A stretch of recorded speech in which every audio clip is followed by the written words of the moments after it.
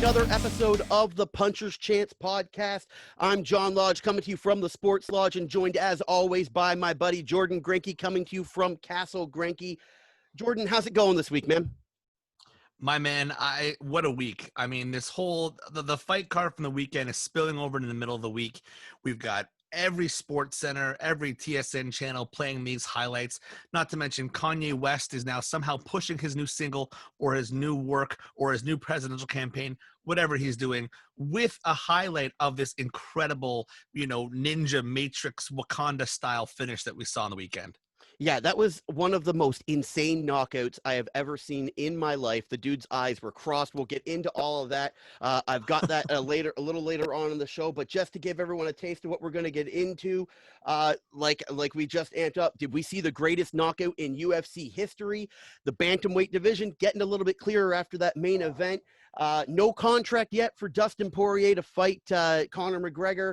And if you listen to Khabib Nurmagomedov, Tony Ferguson is done in the UFC, or done as a fighter. So I don't know exactly where to go, but we're going to start with that last one there. That what's most fresh in my mind. I listened to that Khabib interview with Brett Okamoto, and my first take was, is Khabib kind of losing it a little bit? I don't know, but what was your first take after finishing that interview? I got to say, with the little amount of press that Khabib's doing, I'm surprised that he's giving the press so much to talk about. Usually a very reserved person is having very candid, very forthcoming statements. Not normally like him. You're used to him being like, you want to fight? Send me location. Send me location. What is this? Send me no. Conor McGregor, nobody. Like, just regular things. He has a nemesis in Conor. We all know that. But it seems like he's saying that he's saying all these different things. It's kind of uncharacteristic of Khabib. Definitely a lot of question marks around that. What stood out to me the most was the fact that he thinks Tony Ferguson, by the way, somebody that he was scheduled to fight 5 times and either one of them can make it to the octagon, he says is all of a sudden finished after a 12-fight win streak gets snapped by one of the hardest punching, toughest people the division's ever seen. Yeah, that really, really shocked me. And I wonder how that sits with Tony. He's got to be grinding his teeth a little bit. If he's definitely heard that interview. If we've heard it, he's heard it. And I don't agree with it. I mean, like you said, Tony Ferguson, one of the toughest guys we've ever seen in the octagon, a guy we've looked forward to seeing face Conor McGregor. He's called him McNugget a bunch. So I got a little bit of a press out of that. And it's just massive disrespect, I think, and it's something that I haven't seen out of Khabib ever, really. We've seen confidence, we've seen cockiness, but we haven't really seen disrespect. And honestly, Right. This is the first time I've seen it, and I leaves a bad taste in my mouth. It's strange. I don't know if it's off-putting because it's very un-Khabib-like, but then I think to myself, how many times that Tony Ferguson has called him tiramisu or has criticized him? If this is the least or the little bit that Khabib's going to say about Tony, that's great. But I think kicking a guy when he's down isn't really what I've come to learn about the Dagestani culture and the people that surround, or how Khabib carries himself normally. Coming off of a loss after a surgery, with all the good that Tony Ferguson has done, I think there could have been a little more thrown his way, especially considering that Khabib never made it to the octagon with him. But, it's interesting, maybe people who have been provoking Khabib in the past have kind of taught him a few lessons about how to really sell the fights. Because I got to say, I've never talked this much about Khabib leading up to a fight. I usually talk about Khabib after his fights. Yeah, 100%. When I was listening to him, I realized exactly how much Chimaev sounds like Khabib and talks like Khabib, and how much and I'm not talking code. I just mean like they think the same way. They I speak know. the same way. They are the same way, and it just kind of gets me amped up to see where Chimaev is going to go in his career, if he's going to reach the heights that Nurmagomedov has reached. And it makes me laugh. Chimaev is doing the chirps now that it's taken Khabib years and years and years to dig out of him. So really interesting to see a little bit more personality out of Chimaev. And Speaking of Chimaev, like breaking news, I got a tweet here from about maybe 11 minutes ago.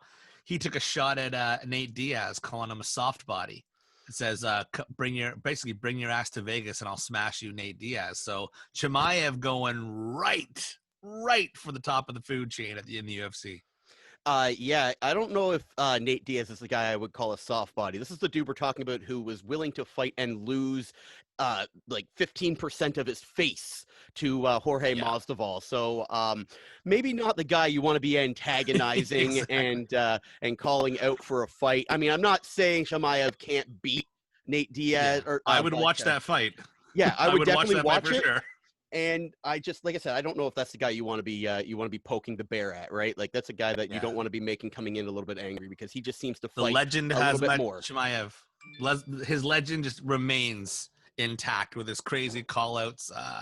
Now he's calling everybody from, you know, Nate Diaz to Conor McGregor to whoever. Right? I bet the legend of Hazmat Chimaev just continues to grow. Who'd have thought that a month ago we couldn't pronounce his name, and now it's all who we can talk about.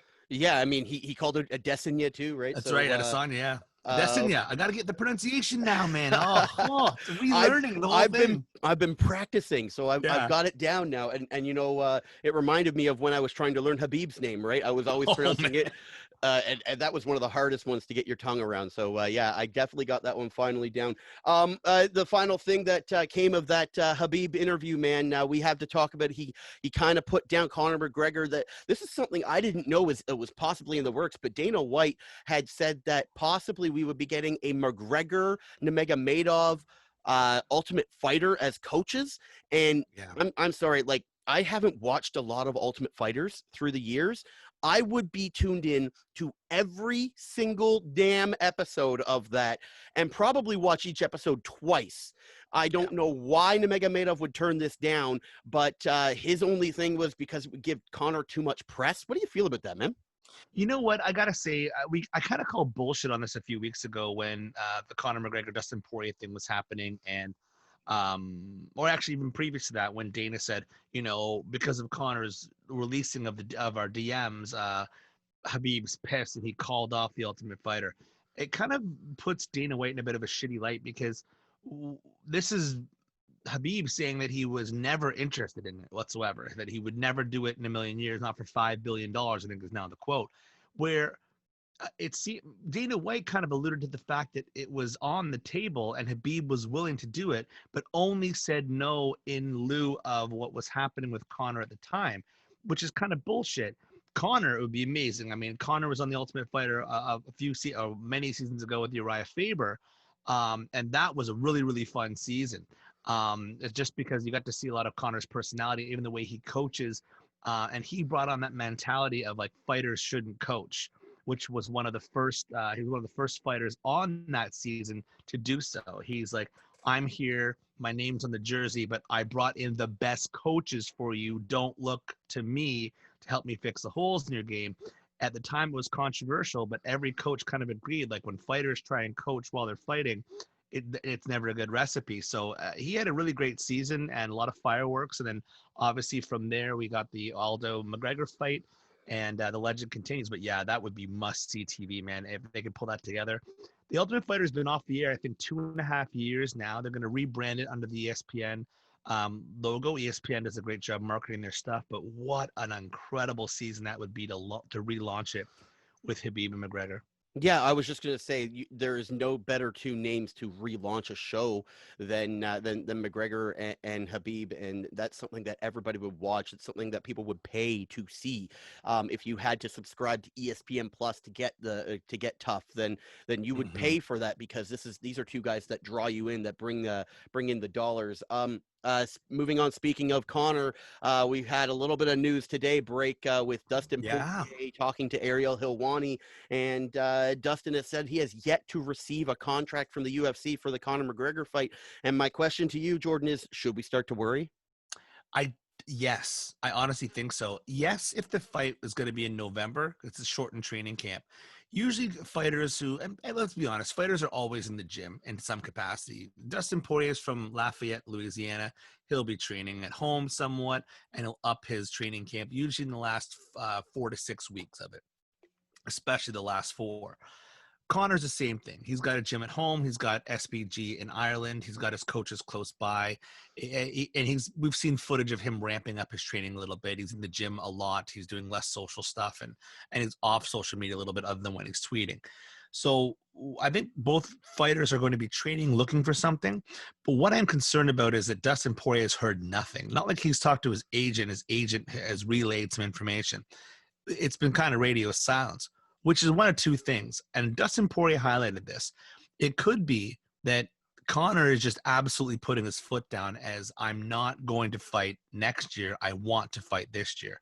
And if they're right now working around the clock to move things around, right, for the 12th, or as Dustin Poirier said, why not create a whole new pay-per-view on the 19th of December?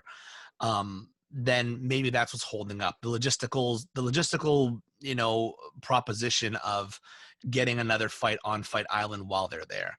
So I could see that being the big holdup. I am concerned that with a guy like Conor, who's so willing to fight and has been vocal about fighting and has basically wished this fight into fruition, why, if he has signed the contract and has tweeted as much, I have signed, why the UFC hasn't come back to Dustin, because ultimately you'll want to deal with Conor first. Dustin Poirier, who put up a little bit of a fight as far as money goes when fighting Tony Ferguson on the upcoming card, he wouldn't have that problem necessarily with a Conor McGregor fight, because the points alone in pay-per-view would be whatever Dustin was looking for bump up in pay. So I'm just curious as to what is the holdup on Conor's, and if there's any holdup.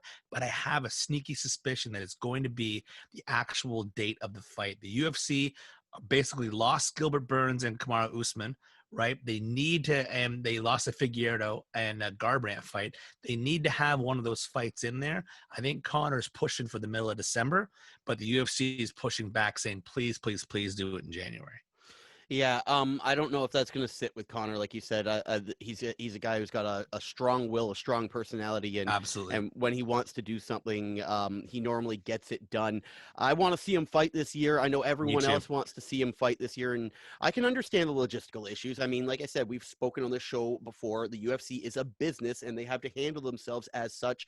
You can't just snap your fingers and everything is done. There's a lot of work to be done. There are fighters. Even Conor McGregor, you can't do that. As big as he is and as easy as a massive moneymaker that he is and a no-brainer his fights are, it's still, you're right, not that easy, John. Yeah, we had spoken about, like I said, they lost the Usman Burns fight and the Garbrandt Figueiredo fight, so they've lost a lot of their main events. So maybe that's why Conor thought he could sneak in there and get it in there for December.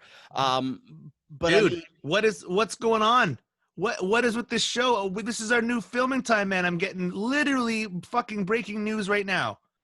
Breaking news. Peter Yan, Aljamain Sterling, title fight set for UFC 256. So now we have a headliner for December 12th. Damn it. That was later on in the I script. know, man. I have this written down right Holy here. shit.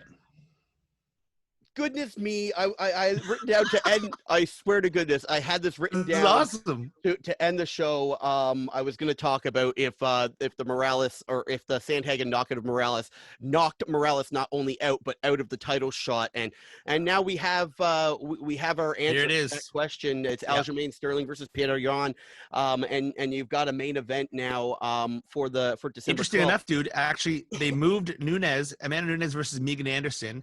They moved that up. Right. So the women's featherweight, it's a heavier weight class technically, right? Well, with mathematics, it's the actual measure, it's weight. And then that Peter Yan, Aljamain Sterling will be the co-main event. You're not doing that because of sheer business sense. You're not going to do that if you are putting Conor McGregor as the headliner. You'd have 6 people sharing pay-per-view points with absolutely no audience. That would be about as close to a crappy business decision as you could put. But those 4 alone, right, or let's say Amanda Nunes and Peter Yan, who are champions, they will pull the actual pay-per-view points themselves. That's 2 people pulling. They aren't normally established draws. Amanda Nunes draws pretty well, but Peter Yan's an unestablished champion. Putting them together makes for a really interesting card, which makes me think I can't imagine the Poirier McGregor fight being in November. but we're probably looking at a January situation. Now, if I were to make a registered guess, man, that news broke 4 minutes ago. Oh, Would dude. they not think about doing a New Year's Eve situation? I would hope so. I think the thing is the Abu Dhabi and as Fight Island, the whole country's rolled it out for them. Like the exchange in if you notice every other commercial is now tourism commercial for Abu Dhabi, right? So which is great. And what's happening now is I think this trade-off is working pretty well. I think you're going to see a lot of people who want to go back to Abu Dhabi. I want to go there all of a sudden when I see all the Fight Island stuff. And I think it's a win-win. If they can extend their stay there another 2 weeks, they may be able to put on one more card on the 19th. The problem is, if you look at the actual calendar, which I'm going to bring up here in a second, the problem with the 19th would probably technically be your last pay-per-view slot of the year, just with the way Christmas falls under. So yeah, like Boxing Day would be the Saturday. And then the 19th would be probably the last pay-per-view. So if they can extend it another week, you'd have back-to-back pay-per-views. I don't know. Could you pull it off? We've seen crazier things happen so far during this pandemic, but I mean, this really puts a bit of a monkey wrench. So I would expect completely out of the blue, Poirier fights Conor in like 4 weeks, which would be nuts, but it would be very similar to what McGregor Mayweather did and Pacquiao Mayweather. They both had 4.5 to 5 weeks announcements. It actually is this perfect little middle ground of excitement without the fight being too far away. And Floyd Mayweather kind of mastered this over the years. He trained for somebody for 3 or 4 months, announced the fight with a month to go, and leave the preparation almost next to none for his opponent. And he had you get to win a fight, right? So, I mean, this is going to be really interesting, dude. Really, really interesting. We're either going to see Conor in January or we're going to see Conor maybe as early as November. I can't even believe I'm saying that. And it's really interesting because we have talked on the show, and the UFC had or went from going out, and this is if Conor fights on the 12th of November. The UFC goes from going out of the year like a stale fart to going out with a bang, right? Yeah. Because now we've got Khabib Gaethje, possibly Conor Poirier, and then Nunes fight. I apologize, I don't know who should be fighting. Megan Anderson, yeah. Nunes Anderson. You're not wrong in not knowing who she is. People are very surprised that she got the title shot. And then the Petr Yan Aljamain Sterling fight. So that's going out with a bang for the UFC. If they can get something done with Conor and Poirier for November, then yeah, man, that's got to be something that the UFC would be extremely excited about after the down of losing those 2 big cards. And I have to think that even Usman Burns and I'm losing the Kamaru Usman. No, Usman Burns and the other fight they lost, the Figueiredo and Garbrandt. The Garbrandt fight. Yeah, sorry, as my brain has all these fighters' names jumbled up into it. We're getting news dropped on us left, right, and center here. How can you film a show with all these? My Twitter's blowing up with UFC announcements. Jesus. I have to believe though that those 2 fights are less pay-per-view sellers than the 2 that they possibly would be replaced with. So the UFC goes on a little bit of a down, but then if you're able to get this, then you could just see the dollar signs in their eyes, right? Especially with the Conor McGregor fight. I say so. Recently, it was also announced that Alex Perez, 24-5, also a flyweight contender, is going to be the one who is going to replace Cody Garbrandt to fight Davison Figueiredo. So what you're looking at that card is you have back-to-back flyweight fights. So you have Figueiredo and Perez, and then Valentina Shevchenko versus Jennifer Maia is also on that card, and that would tentatively take place November 21st, 2020. Now, we haven't got an official announcement on that, but now we have an official announcement for the card in December. So I think it would be awesome if Conor could shine the light on the flyweight division. Now, it's more common for a flyweight title to be on a triple headliner or triple title fight card than any other weight class. So you always see Demetrius Johnson added as either a fight night headliner, or he always kind of got the shaft in that regards. But Shevchenko doesn't draw like crazy. Neither does Figueiredo, again, an unestablished champion, kind of like Petr Yan is. But putting Conor on that card, I think makes a lot of sense, because but maybe it doesn't because you've got Shogun fighting on that card. You've got Robbie Lawler fighting on that card. You got a bunch of people, but I don't know. I'm thinking November 21st sounds real juicy to me. It's about 5.5 weeks away, so it's not crazy. The UFC has had some really, really good fights, and without getting too lost into all the news that we've got, all the breaking I news, know. I do want to talk about those two knockouts that we saw, the two knockouts that, Oh, that yeah. stood out the most to me from the last fight night, and we've talked about the Aljamain Sterling, so let's talk about Corey Sandhagen first. And that Sure. spinning, I don't know if it was a spinning back kick, but that spinning kick to the temple of Morales, and then finishing him with the ground and pound. Man, that was something special. It wasn't as special as the knockout we've seen previously in the night, but it was nice to see, and Sandhagen doing what he had to do, finishing Morales early. And I believe, I don't know if it was you or if I saw it on Twitter, had told me that that's the first time Morales has lost in the first 3 rounds since 2011. Yeah, that was me. And, Marlon, Moraes, if you're a Portuguese, Sorry, my then apologies. no, I'm just saying, listen, we have last name syndrome on this show. It's probably one of the funniest things that we do on this thing. He's as tough as they come, man. He's an absolute world beater. He was murdering Henry Cejudo for those first couple rounds, but he's got a bit of a gas tank issue. But it didn't matter in this fight because Corey Sandhagen, who got, in a way, he puts it himself. He got embarrassed in that Aljamain Sterling fight. Came out with something to prove. He was elusive. He had hands. He had feet, and just that spinning. I think it's a spinning heel kick. Right, it's a move I can't do. Let's put it that way. And it hit him right on the side of the head, and it was over for him. What an amazing performance! It's funny because the performance that Aljamain Sterling had against Corey Sandhagen, but then Corey Sandhagen goes out and has that type of performance against Marlon Moraes, who should have got the title shot over Peter Yan because he technically beat Jose Aldo. 135 is nuts.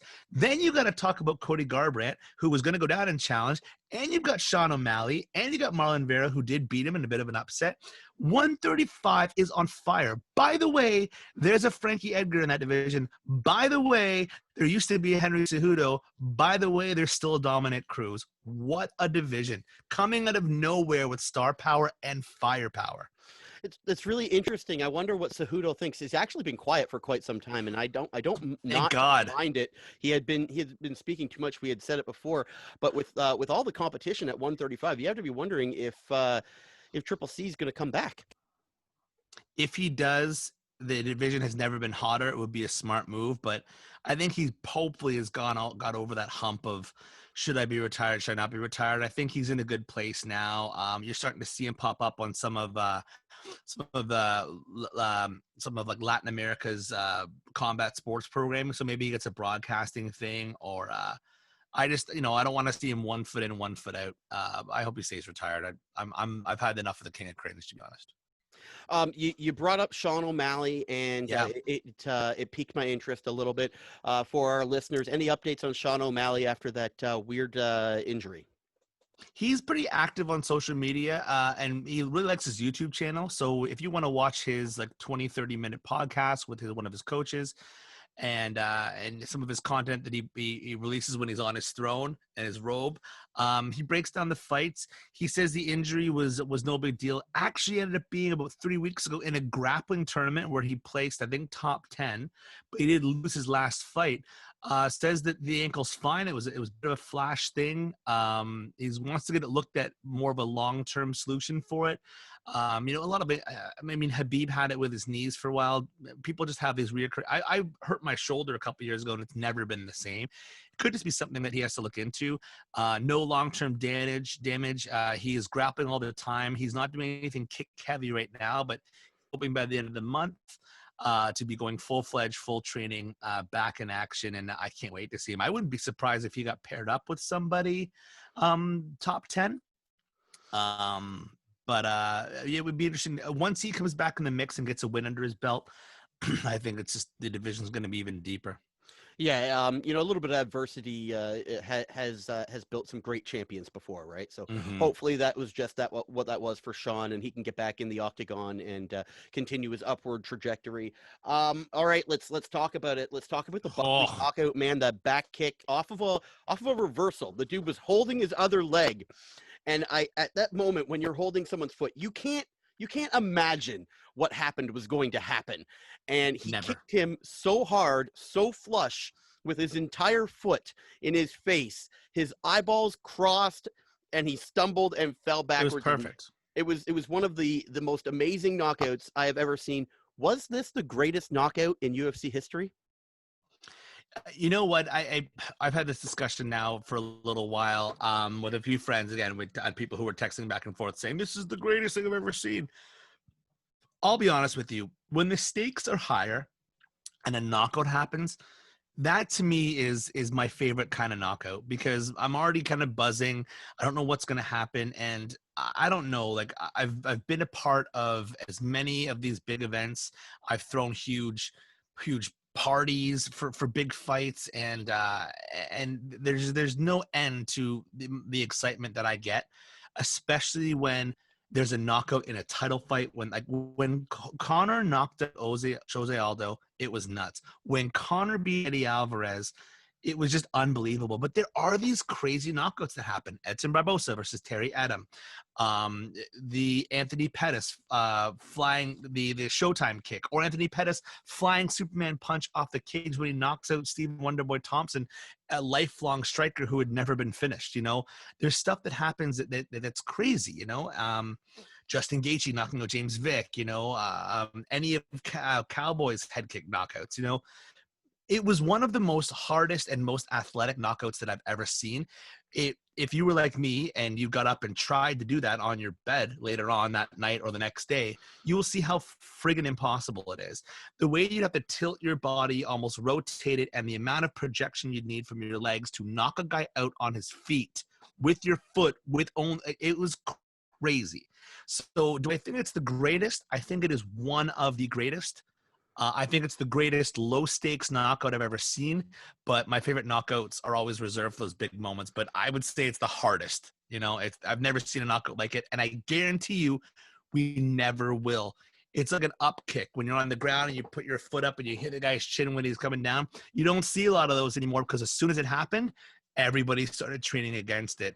Sure as shit now, anytime somebody grabs a leg, they're going to have a hand up or something. Like, it's going to be one of those flash things you likely never see again. That's why it's special. It was definitely special, and it definitely got Buckley noticed. If we're being completely honest here, this dude didn't have a Wikipedia page. He was a nobody in the fight world.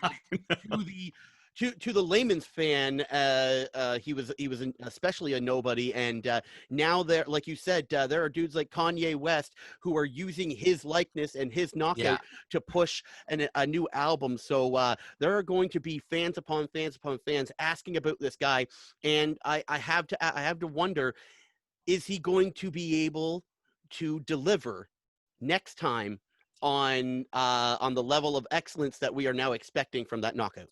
It's just not going to happen. The amount of expectation on a gentleman like that. Let's not forget, he was almost, if not more than, a 2-1 underdog in that fight. There are people who are, kind of saying that it was a bit of a key thing, that the other person was over aggressive. It could be very situational, but all things in fights are situational. Jesus Christ, I hate people that are overly analytic. It was fun. Like Jorge's flying knee was insane, and that still is, again, on one of my favorite knockouts of all time, because of Ben Askren, because of the stakes, because of how much skills involved, the timing, all that stuff. This is up there with Jorge's knee for sure. But when Jorge came out and ran at Nate Diaz the next fight, and Nate Diaz was like, like, that he's trained for that, right? So I think that the level of expectation that comes from a knockout like that is just, it's overbearable. It's not even really his style. He's kind of a wrestling first hand. Well, it depends, like 50-50 hands in wrestling, right? So he's not just going to abandon all of his training and all of his years of honing his skills because he had a flashy knockout. I'm hoping that he got from the jiu-jitsu coach like, that was awesome. That's one for the record books. It'll be on every highlight reel for sure. End of the year, knockout of the year, all that stuff. But let's get back to work.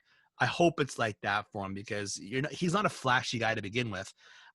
He just got really creative in there. I honestly think you just named the top 3 knockouts in UFC history. I think so, yeah. But Conor McGregor, Aldo, Masvidal on Askren, and now Buckley on. I can't pronounce the guy's last name. You know what? We already do a bad enough job pronouncing names, which again might just end up being something that we start doing on the show for fun. But like, please don't even ask me to take a stab at that name because it just won't happen. Yeah, definitely not going to happen. Okay, so a couple honorable mentions before we get out of here because this is a shorter episode. Not a lot to talk about. Our guy KB Bruler just was outclassed in that fight in almost every single way, and he got knocked out pretty convincingly there. What can KB do to bounce back from this, and are we going to see him back in the octagon? It's a tough spot for him going into that fight. He was severely an underdog in that fight. And, he was facing somebody with a lot more experience, a lot more fight time in the octagon. And while, again, we were both praising the amount of position that they put him on the card, there is such a thing as too much too soon, too early. I think the skills are there for sure. I think that, it's octagon. I don't want to say it's octagon rust, but the jitters, they happen sometimes. You can't really get away from, it's Fight Island.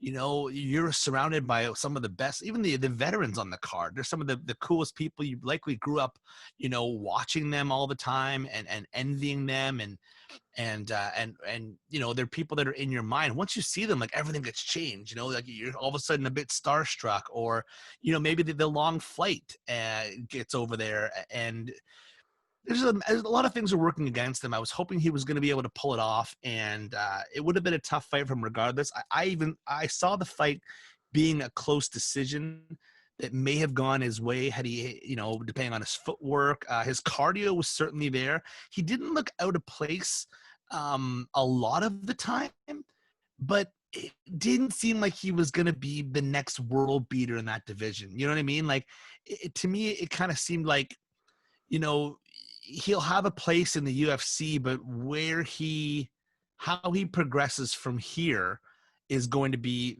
really the interesting question. Can he get, again, we're the puncher's chance. We're not athletes, we're not fighters, but we can just go by what we see. Yeah, don't let my double chin fool you. I'm not a fighter. Yeah, me too. Yeah, our beards hide the fact that our faces are so fat. But I think he's got a place there. I think you come off of Dana White's Contender Series. You've got high hopes. You've got a lot of things going for you. I know that his camp in Edmonton is a very reputable Canadian MMA camp. He's got the right coaches there. It could have been a game plan and experience thing, and I think you get him a few more minutes in the octagon, and I think he can do some damage. I don't know how far he's going to go, but I think he has a shit ton more to learn and to grow, right? Like, you're seeing a guy probably grow in front of our eyes, and I would definitely not shut the door on KB right now. Definitely same thing we said about TJ. TJ unfortunately just had a shitty performance that night. I think KB is better than what we saw. But we'll see. Let's get him another fight.